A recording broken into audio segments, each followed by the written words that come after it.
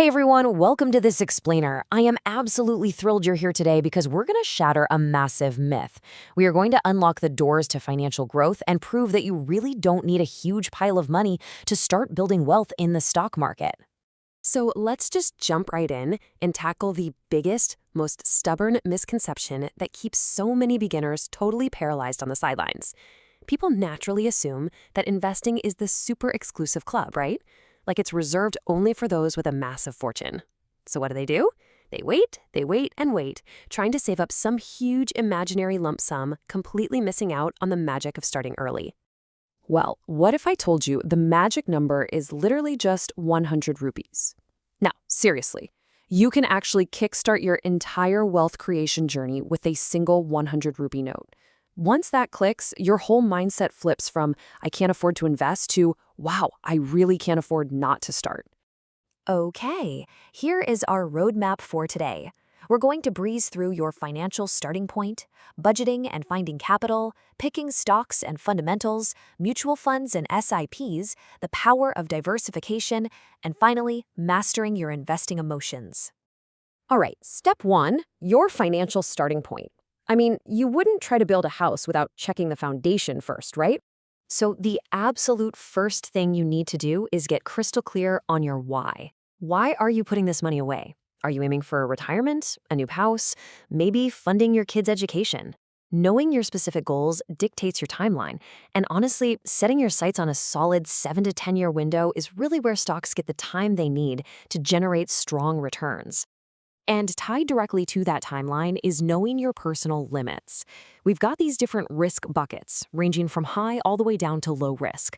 Figuring out exactly which of these buckets you belong in is absolutely crucial because it dictates the specific kinds of stocks you should be targeting. It helps you build a portfolio that actually lets you sleep at night. Moving right along to step two, budgeting and finding capital. We know your profile, so where does the cash actually come from?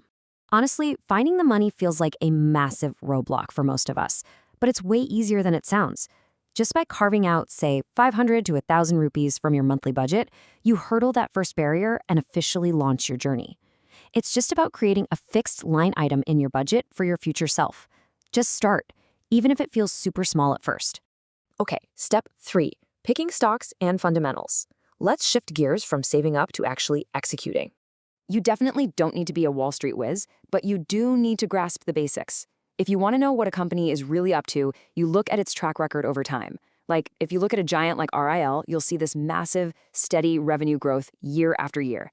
Compare that to companies that have these wild, unpredictable fluctuations. Understanding those revenue trends, looking at future growth, and checking their debt profile, that is how you spot a fundamentally strong investment before handing over your hard-earned cash. Now, a quick warning here. Beware the siren song of penny stocks. When you see shares sitting there at just 10 rupees, it is incredibly tempting, right? It looks like a steal. But honestly, buying them is often like buying a first-class ticket on a sinking ship.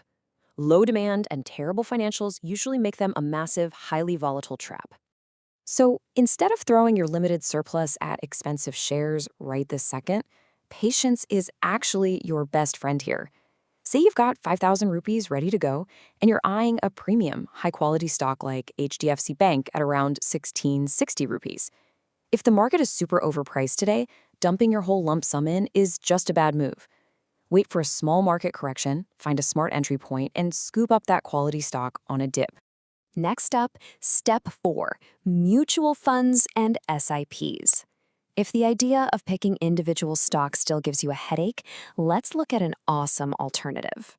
Because let's be real, individual stock picking takes heavy research, lots of capital, and the timing has to be spot on. But if you go with a mutual fund systematic investment plan, or an SIP, you're basically handing the heavy lifting over to the pros. It totally lowers the barrier to entry, gives you broad market exposure, and automates your investing discipline, all starting at just 500 rupees a month. And if you want to see something really cool, play around with an SIP calculator online. It is wild to see the magic of compounding in action.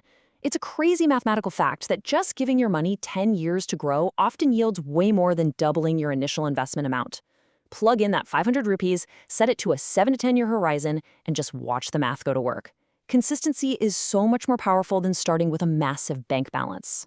All right, step 5, the power of diversification.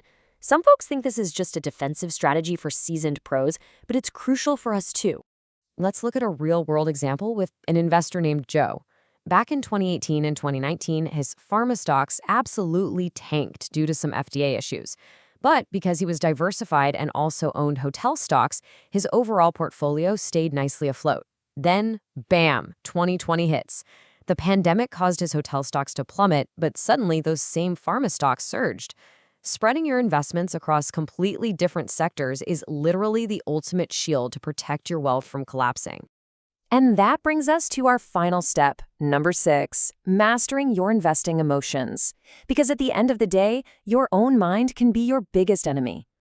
Way too many beginners let pure fear take the wheel. They end up panic selling amazing, fundamentally strong companies at rock bottom prices just because the broader market is having a temporary freakout. We literally saw this happen during the pandemic crash. Listen, if a company's core facts and data haven't changed, you hold on tight no matter how loud the market is screaming. You really have to remember that genuine wealth creation is a highly disciplined process. It's not a spin at the roulette wheel. And please, don't just blindly copy celebrity stock portfolios without knowing their exit strategies. Stick to the basics, follow the facts, and keep your emotions out of the driver's seat. Investment is absolutely not gambling. So think about what all of this means for your future.